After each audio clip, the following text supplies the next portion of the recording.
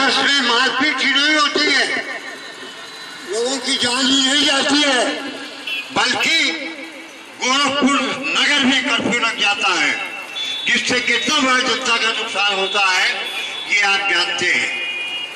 और इनका हिंदुत्व क्या है? बेतिया आते में एक शीतला माता का मंदिर था,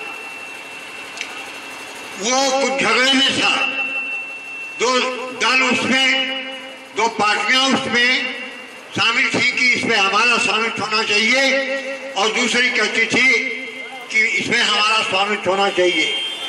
हमारे हिंदुत्व के पुजारी बीच में समझौता कराने गए और उन दोनों ने कहा कि तुम लोग नहीं इसके काबिल हो, हम इसकी व्यवस्था करेंगे।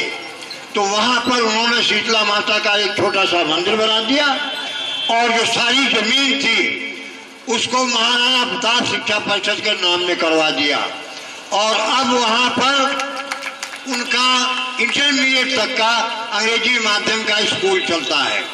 ये हिंदुत्व का विकास वो कर रहे हैं, ये उनका मॉडल है।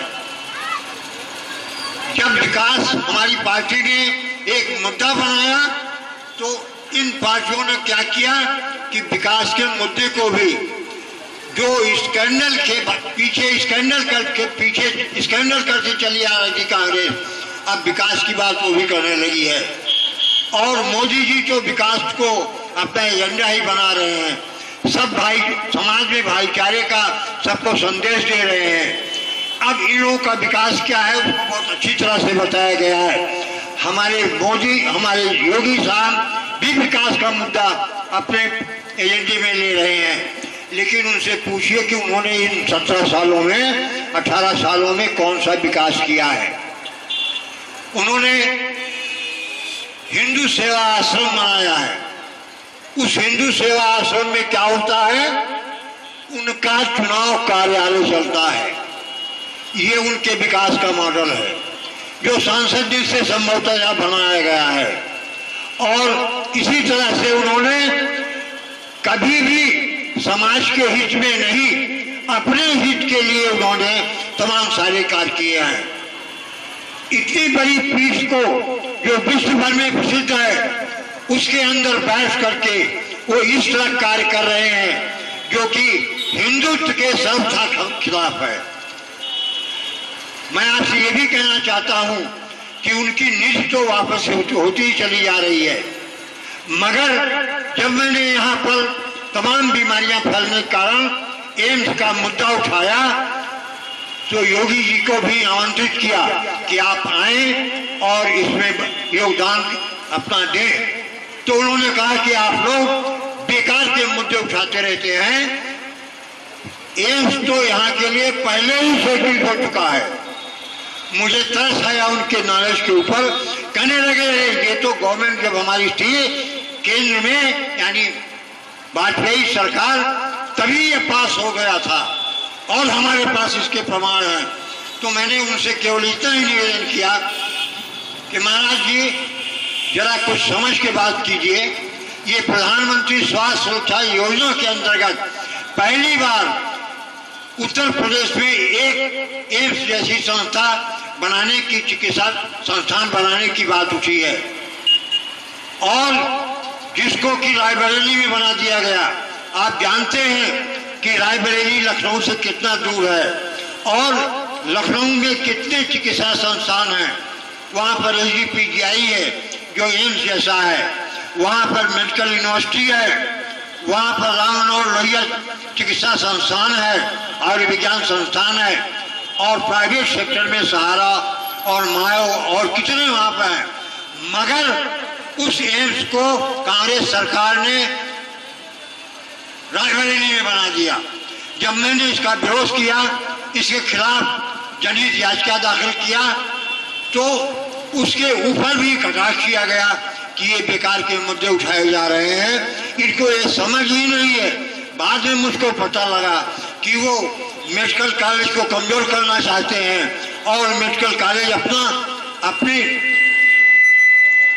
अपनी संस्था का बनाना चाहते हैं, जिसके लिए किसी भी प्रकार की सहायता वो मेडिकल कॉलेज को नहीं देते हैं। ये तो इनके विकास का मॉडल है। मैं वो कितने गंभीर हैं यहाँ की जनता की भलाई के लिए, एक मॉडल में आपके सामने उपस्थित करता हूँ। आप जानते हैं कि महाराष्ट्र में जब यहाँ के लोग बसे हुए हैं, तमाम तरह के धंधे करते हैं, तमाम तरह के बिजनेस करते हैं, और जब यहाँ से लोग, उनके रिश्तेदार, उनके भाई बहन अपने भाइयों से मिलने जाते हैं तो उन लोगों के ऊपर इस महाराष्ट्र नवनिर्माण सेना के द्वारा अत्याचार किया जाता है। इतना ही नहीं, जब रेलवे की या अन्य दूसरी अखिल भारतीय परीक्षाएं होती है और हमारे यहाँ से जब विद्यार्थी उसे भाग लेने के लिए जाते हैं तो स्टेशन पर ही उनके ऊपर लाठी बरसाया जाता है, तमाम अत्याचार किया जाता है और उनको परीक्षाओं में बैठने नहीं दिया जाता है। उस महाराष्ट्र नवनिर्माण सेना से भाजपा ने चुनावी गठबंधन कर लिया है। अब मोदी जी योगी जी बताएं कि कभी उन्होंने अपनी जनता के बारे में सोचा, कभी इस गठबंधन के ऊपर सवाल उठाया? आखिर कौन से उनका इस जनता के प्रति इस प्रकार का भाव है कि एक वक्तव्य भी नहीं दे सकते हैं वो? कभी आपने सुना इस बात को? इसकी निंदा की जानी चाहिए कि जो यहाँ की जनता के कल्याण के लिए, भलाई के लिए बात करता हो, हिंदुत्व की बात करता हो, वही भाई हमारे वहाँ जा रहे हो, नवनिर्माण सेना के ऊपर के द्वारा उनके ऊपर तमाम अत्याचार हो रहे हों और उसके खिलाफ हमारे सांसद महोदय एक वक्तव्य भी नहीं दे सकते हैं, जिसकी एक स्तर से भर्त्सना की जानी चाहिए। हमारी पार्टी ये मानती है कि यहाँ का नागरिक कहीं भी जाकर के कोई भी व्यवसाय कर सकता है, किसी परीक्षा में बैठ सकता है, किसी विद्यालय में पढ़ सकता है, और हमारा नारा ये नहीं है कि योगी योगी कहना है, गोरखपुर में ये रहना है। हमारा नारा तो ये है कि भाई भाई बन के रहना है और चाहे कहीं भी रहना है।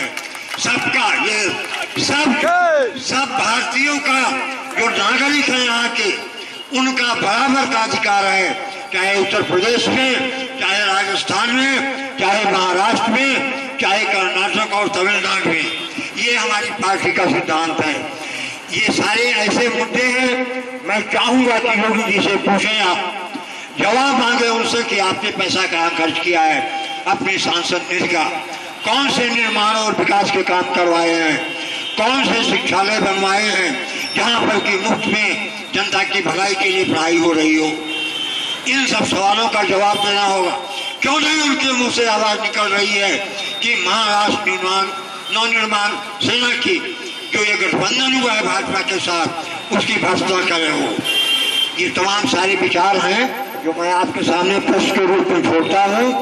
बहुत देर हो चुकी है, तमाम सारे मुद्दे हमारे भाइयों ने बताया है कि असलियत क्या है इनके विकास की, गुजरात मॉडल की असलियत क्या है और इनका एजेंडा क्या है, ये सारी की सारी विकास का एजेंडा क्या है, ये सारी की बातें आप लोगों के सामने यहाँ रखी गई हैं। उनको मैं दोहराना नहीं चाहता हूँ, इसलिए मैं कहता हूँ हमने एक मॉडल विश्वविद्यालय का पेश किया है, और अगर आप समझते हो कि मैं इस गोरखपुर क्षेत्र के लिए भी वैसा मॉडल, इस उम्र में भी मैं एक पार्टी आया हूँ, इसके पहले ये पार्टियाँ कांग्रेस हो चाहे भाजपा हो, मुझको एमपी का टिकट देकर के चुनाव लड़ाना चाहती थी, मगर हमें मालूम थी जन्नत की हकीकत क्या है, इन पार्टियों की पोल क्या है। मैं जानता हूँ ये जनता के लिए नहीं, अपने दलालों के लिए, अपने लिए, अपने परिवार के लिए चुनाव लड़ती हैं। मैंने कभी स्वीकार नहीं किया उस प्रस्ताव को, मगर आम आदमी पार्टी में मैं इस उम्र में आया, उसका सदस्य बना, और जब पार्टी ने हमें प्रस्तावित किया कि आप यहाँ से चुनाव लड़िए, तो मैं उसमें पूरी जोश व खरोश के साथ, पूरे दल बल के साथ मैं आपके सामने हूँ। मेरा जब तक दम रहेगा, इन पैरों में ताकत रहेगी, मैं इस क्षेत्र की जनता के लिए विकास के कार्य सामाजिक कार्य, शिक्षा के क्षेत्र में, चिकित्सा के क्षेत्र में कार्य करता रहूंगा।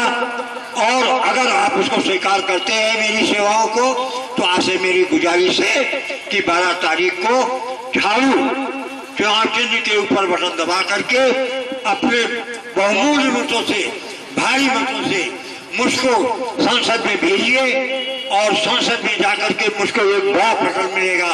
गोरखपुर का विकास तो होगा ही, ऐसे नियम और कानून बनाए जाएंगे जिससे कि जनता सचमुच स्वराज क्या होता है इसको अनुभव न कर सके केवल, बल्कि उसको कार्य रूप में देख सके। इन बातों के साथ मैं अपनी बात को विमान देना चाहता हूँ और आप लोगों को बहुत बहुत धन्यवाद देना चाहता हूँ कि इतनी देर होने के बावजूद भी आप मेरी 2 बातों को सुनने के लिए यहाँ पर अपना समय दिए हैं। मैं इसके प्रति आप सभी के लिए आभार व्यक्त करता हूँ। बहुत बहुत धन्यवाद।